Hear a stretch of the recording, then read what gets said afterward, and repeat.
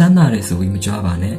မိတ်ဆွေနေမကောင်းလို့ဆေးရုံတက်ခဲ့ရရင်ပတ်စံဟာစက်ကုံနဲ့အတူတူပါပဲအလောက်ကောင်းတဲ့ဆိုပြီးမကြွားပါနဲ့မိတ်ဆွေလဲသားတဲ့တနေ့မိတ်ဆွေထွက်ပို့ပြီးကောင်းအောင်လုပ်နိုင်တဲ့လူတွေတပုံကြီးပါအိမ်ကောင်းတဲ့ဆိုပြီးမကြွားပါနဲ့မိတ်ဆွေမရှိတော့ရင်သူများအတိုက်မျိုးဖြစ်သွားမှာပါကားကောင်းမှမကြွားပါနဲ့မိတ်ဆွေလောကကြီးကထွက်ခါသွားတဲ့တနေ့ကားတော့ကသူများလက်ထဲမှာပါတကယ်လို့မကြွားရရင်မနေနိုင်ဘူးဆိုရင်